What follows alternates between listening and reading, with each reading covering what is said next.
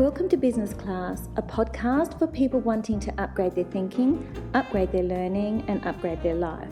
I'm your host, Eugenia Panterhos, founder of Business Class Collective, best-selling author and life coach.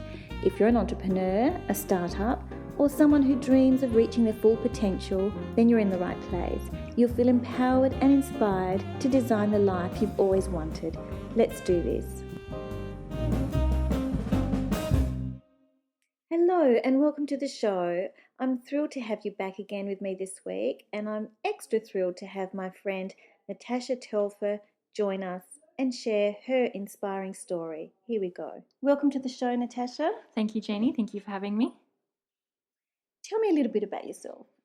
So my name's Natasha. I'm from Canberra, as you said. I own a handful of businesses, my primary being National Community Care. And we provide people with in-home care within their homes, so aged care, disability, all those types of things.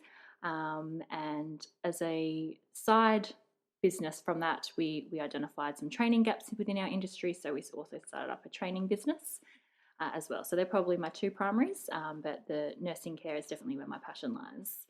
Most of that came about from working within the healthcare industry from a young age as well, and I've been lucky enough to grow that. Wonderful, wonderful. Is your background nursing? Is that right? So my background is I started out as an assistant nurse while I was studying and whatnot, and then I kind of branched out into case management and support coordination. And I was going to put my big girl pants on one day and go and get a 9-to-5 job doing that. And my boss at the time obviously saw something in me that I didn't see in myself at the time, and asked me if I wanted to go on this crazy journey of starting a business with her, and here we are. That's fantastic. Preparation, opportunity, Absolutely. Equals luck, hey? And here we are today. What inspired you to create your business, and when did you start? So I've been operating 7 years now, and starting it was really important to me, and getting into the industry was quite a pivot for me. At the age of 19, I was diagnosed with cancer, was told I'd have 3 to 4 months to live if I refused treatment, stage 4B Hodgkin's lymphoma. And going through all of that just really gave me an appreciation for the healthcare sector, and I identified so many gaps, and just thought I wanted to be able to give back once I faced all my adversities and challenges through all of that. So 10 days after my last chemo session, I enrolled myself in an aged care program and went and got a traineeship, and that was the beginning of the end. That's wonderful. Experience is a wonderful teacher, isn't it? Absolutely. Yeah. What sets you apart in your industry? I think for National Community Care, it's because we are more healthcare nursing related in the community setting that really doesn't exist. Most of the nursing within community is your hospital branches that kind of go out and do short-term care, whether it's hospice or hospital in the home for a short period of time. There's nothing long-term, and there's certainly nothing that supports people with disability with illnesses within their home. So I didn't realise we'd kind of filled a niche by doing what we do, but I just wanted to be able to provide a holistic support to everybody, every person, and popped my head up out of our little hamster wheel, and turns out what we do is quite unique. So Good for you. Natasha, would you mind sharing some of your story about your diagnosis and how it came about? And yep. So I was 19, footloose and fancy, and thought I was untouchable, I suppose. Went out one night partying, drinking far too much, and the next morning I woke up with the hangover of my life. I'd drunk tequila the night before. I'd never touched tequila before. Have never touched tequila since. But I believed I self-diagnosed myself to have tequila flu. It was like a bad dose of influenza, I suppose. And that tequila flu lasted nearly 3 to 4 months. I was having really bad night sweats. I think the last stint for my mum before she was like, right, you need to go to the doctor, was I dropped 10 kilos in a week, and not through trying. When she kind of said, no, this isn't right, we need to get you to a doctor. For the first 19 years of my life, I never had a GP. Our family was very much, is it bleeding? Is there a bone poking out? Are you dying? No, then you'll live. So for my mum to say, we need to get this checked out was, oh, something serious must be happening. We thought it might be diabetes that runs in my family. I was getting the shakes in the morning if I hadn't eaten anything, or some of my side effects were kind of marrying up with all of that. And then it was probably another 2 months worth of testing back and forth. So blood test, doctor visit the next day, blood test the next day, scan the next day. Just that was how my weeks were for 2 months straight. And then I had a biopsy and was told I had stage 4B Hodgkin's lymphoma. And at 19, I thought only old people get cancer. I didn't really have any concept of even in hindsight now, the concept of the severity of what it was. So I just thought, oh, well, how many levels is there? 10, 100, 4 looks pretty good. And then to be told, no, 4 is the last stage and there's a B on top of that, I kind of thought, oh, but at 19, I was more concerned about my hair falling out and the social life that I was going to miss. So I didn't want to do treatment. Now I just think, oh, how ridiculous. I wish I could go back in time and slap myself. But yeah, that was important to me that I didn't lose my hair. So I held on to it for dear life. I was using, like when you're little and you have braces, I was using the elastics off braces to tie my hair up. That's how thin it got. Yeah. But I remember sitting in the hospital bed and my I called on my surrogate mum.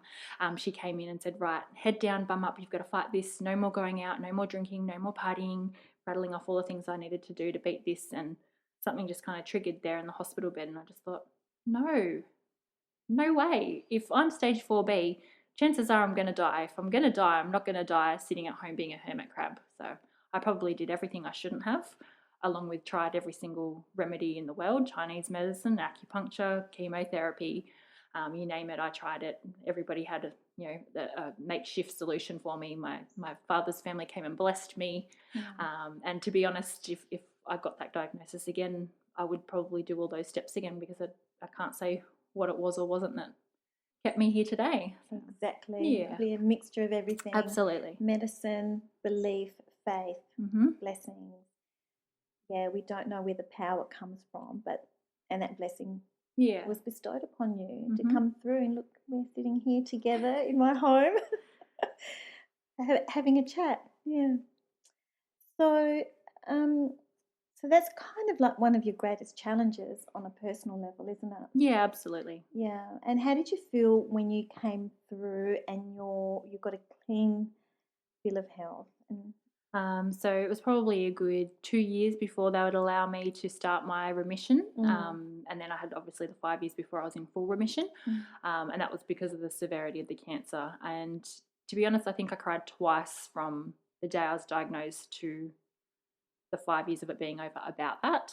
I don't know, that's not healthy. But I just put my focus on making sure it was okay for everybody else and making sure they understood what it meant and that I'm okay and just reassuring all of them. So I put my driving force in worrying about everybody else because it didn't give me any time to worry about myself or fall in a pit of despair for myself. So it wasn't until I hit 5 years and it was the first oncology appointment I'd gone to by myself without my mum or a neighbour or a friend. And she said, yep, you finished. I hopefully never have to see your face again. This is good news. And I drove to my husband's, or it was my boyfriend at the time, but I drove to his work and just bawled my eyes out. I feel like finally I was able to close a chapter on something that I shouldn't have survived past. But yeah, so it didn't really dawn on me till 7 years down the track. Yeah, that's wonderful. My goodness, how you would have felt, the relief, and now a life full of opportunities. Absolutely. Yeah. Did you go back to tequila? No. No. No more tequila here. Okay. So who's your biggest inspiration? I love this question. So many people always have, especially in today's generation, all your influencers and people that you're following online and hashtag, all those types of things. And it really baffles me. I don't know if it's because I'm starting to show my age that young kids are, influenced by these people that not necessarily have any education in the area that it is that they're selling or whatever it is. So in my book that I've recently written, I have a chapter about hashtag influencers, about where you find and draw your inspiration from. And I really find all my inspiration from the people within my life. My grandmother was a big one. She plays a big part in one of my chapters in my book, that exact chapter. And some of the people that I've cared for, particularly in the nursing home when I first started out, the time they were funny little, things that they'd say to me that turned out to really stick with me and stay with me, and just how they lived their life or a comment that they lived by. And I just think, wow, it obviously served them well. So I've kind of kept my little tips and tricks from them as I've gone and collated that to be my inspiration. Oh, that's wonderful. Is there a particular book that helped your thinking and mindset? Obviously, you have a very good way of thinking and you've got a great mindset. So, I am a business self-help book junkie. I feel like I devour all of them, and there's no one in particular. I just think I love that there's different aspects in each of them all, and I really find them great tools to kind of checkpoint. Am I on the right track? I kind of jumped into business like we all do, not knowing a thing about business, and there's just so much you can get from all of them and all of their experiences and lessons that they've put and unpacked in their books, which is really, really reassuring. You've written a book recently. You've co-authored it with others. Yes. What's it called? Courage and Confidence. Yes. What inspired you to write that? They reached out to me after I won a couple of business awards through a company called Osmompreneur, and the two powerhouse sisters that own that also own a publishing brand. So they approached me about contributing a chapter for that, and I just loved the concept that the theme was to inspire others, or share the tips and tricks that we learned, the what to do's and not to do's, and I just empowering other women to do what they want to do. I was 100% on board. I couldn't say no. What an exciting project! And now you're writing another book. Yes, I have another book coming out with the same publishers, Women Changing the World Press. That book is called Project Kind, and it just unpacks my life effectively, and it's kind of broken down into 50 lessons that I've learnt along the way on how to level up your life and be the best version of you and evolve effectively. Yeah. Sounds very inspiring. I can't wait to read it. So, comparing your business from when you started to now, what has been the main catalyst that allowed you to grow your business? To date, it's honestly been natural growth. We've just kept in our lane and stuck with what we're good at. I've seen a lot of businesses around us, particularly with NDIS coming out when we first started. A lot of businesses pop up thinking that it was a quick way to make money, and the wrong ethos and values and the wrong why. My business partner and I always relate back to the why. So we go to conferences, all these books, they all help us kind of have that self-reflection of why am I doing what I'm doing, and our why hasn't changed, and with that it must show. To date, we've never had to advertise for the clients that we provide care for through Canberra. I know Canberra's a lot smaller than Adelaide, but it's purely by word of mouth because of the reputation that we've built sticking to our why. That's wonderful. When you know your why, you know the how. Yeah. How do you feel in business, and is there a particular way that you celebrate the wins? In all honesty, for the first 5 years of business, I played it small. The business was great. Profit was great, all those things that you want to be ticking off in terms of business life, but I just played it small. I just wanted to be on the hamster wheel, do my due time before I felt I had a space to celebrate those things. And then in my 6th year, along with COVID, I think everybody did a lot of self-reflection and self-development because there wasn't much else we could do. And I just had this epiphany. If I don't celebrate my wins, then who else is going to? Who else is even going to know about them? It comes from us having to find courage to say, hey, I did a good job at this. And I found that really, really sad. So I figured something I wanted to practice what I preach, so I had to start doing that. So I put myself out there, nominated myself for a couple of awards. I won those awards, and I just thought, oh my goodness, I must be doing something okay. But even then, I've downplayed it.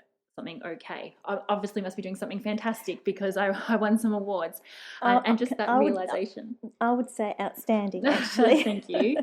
But yeah, just celebrating those wins. So I always celebrate my team's wins, births, deaths, marriages, divorce, if that's what they want to celebrate. We and we let them know that right from, interview, that we want to celebrate those things with you. Let us know. We want to, share those joyous moments. And I was always promoting it for everybody else, but not doing it for myself. And then that's where the idea for my book came from, Project Kind.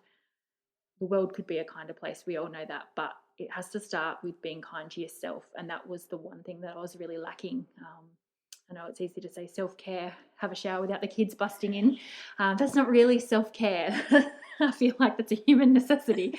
But yeah, starting small and really just going, you know what, I did do a good job. There's always going to be naysayers, but that's their problem. That's their problem, not yours. What is your advice to other entrepreneurs? Probably exactly that. There's naysayers, but if your why is strong and it leads you to where you're going, then you can't do any wrong. And at the end of the day, there's a lesson in everything. Even if it's a failed business, there's still a lesson there. Yep.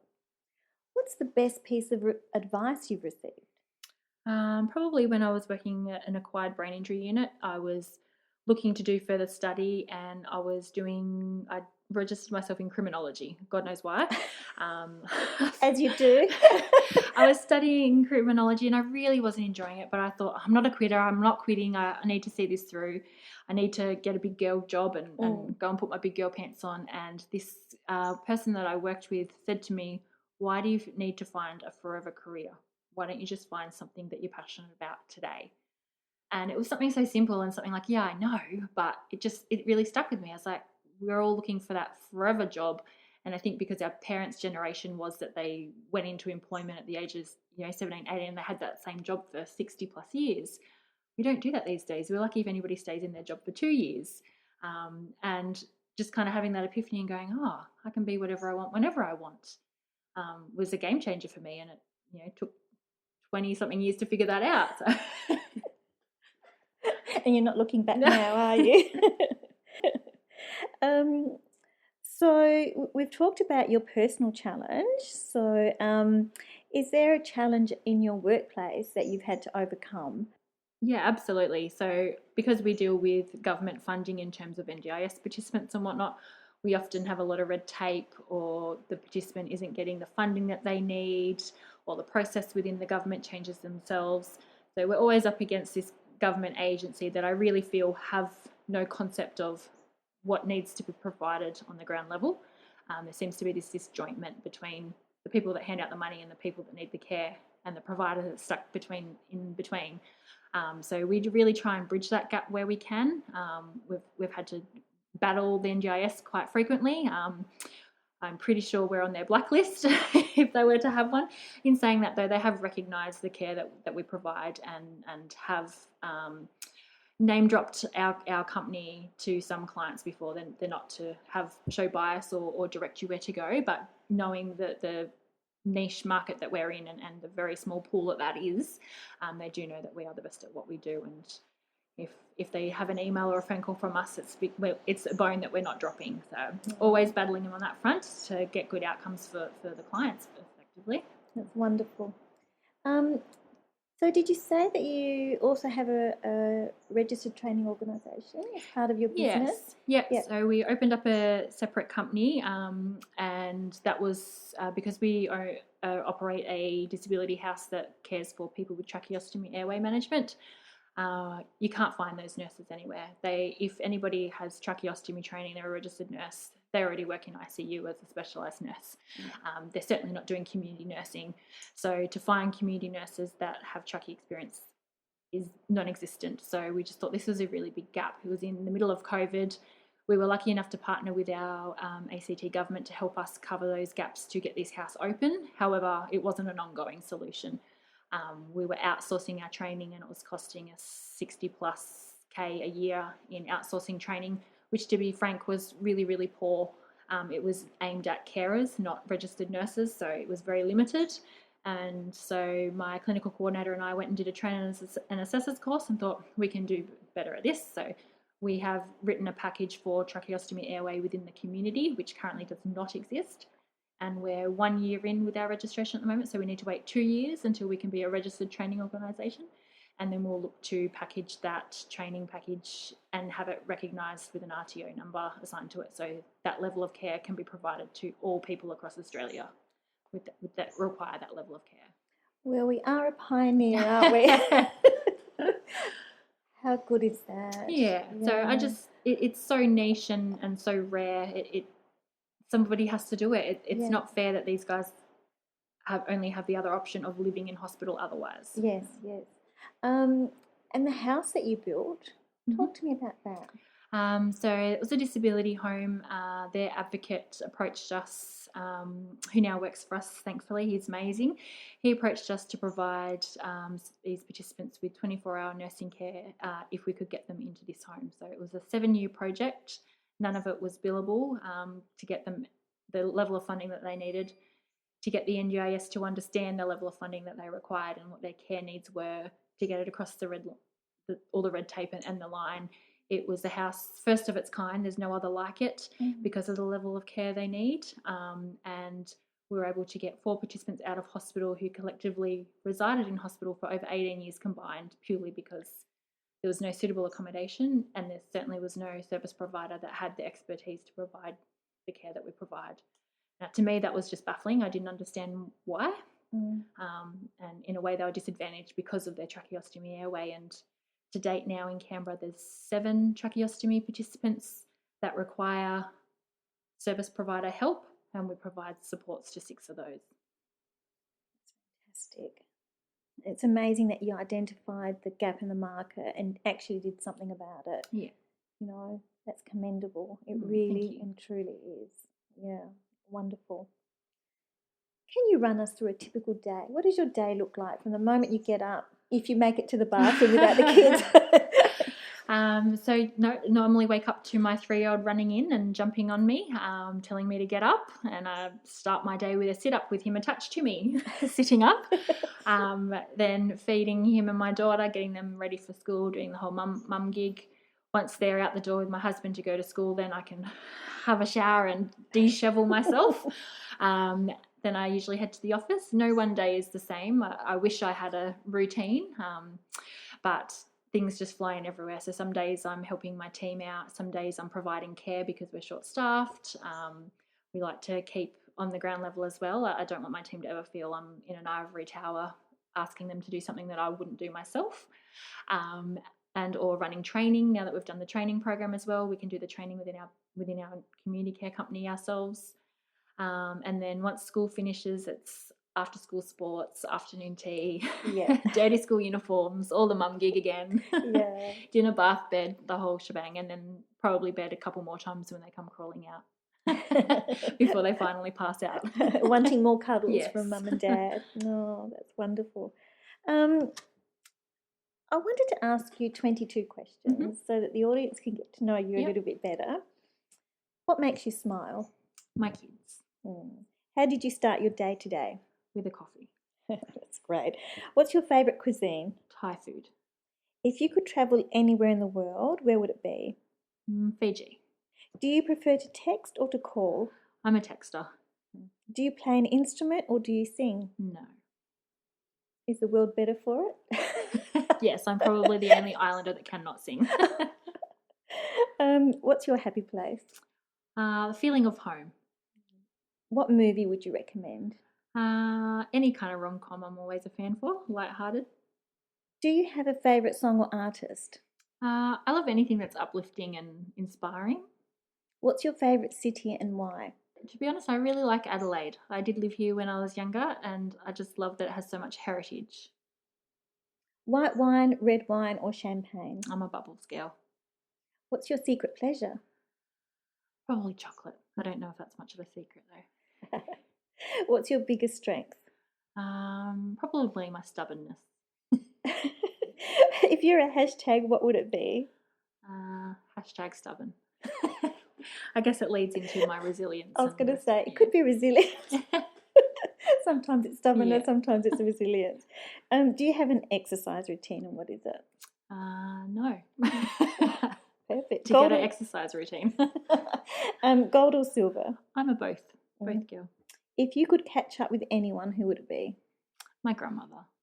What's your favourite meal? Breakfast, lunch or dinner? Lunch. What inspires you? Seeing people want to disrupt whatever it is that they're in, not afraid to be that change and make the world better.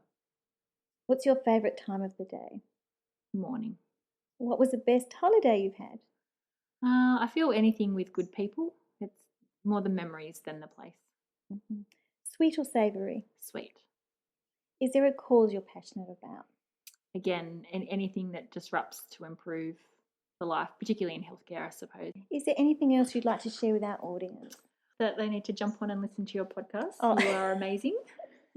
And you yourself are very inspiring. Oh, thank you, Natasha. It's been a pleasure having Natasha share her story on this podcast. I hope you enjoyed it. Until next time. You've been listening to Business Class presented by Eugenia Panterhos, founder of Business Class Collective. If you haven't yet, go to Apple Podcasts, subscribe, rate and review this podcast. Share the love and let your family and friends know too. You can follow Business Class Collective on Instagram and Facebook. Join me next time.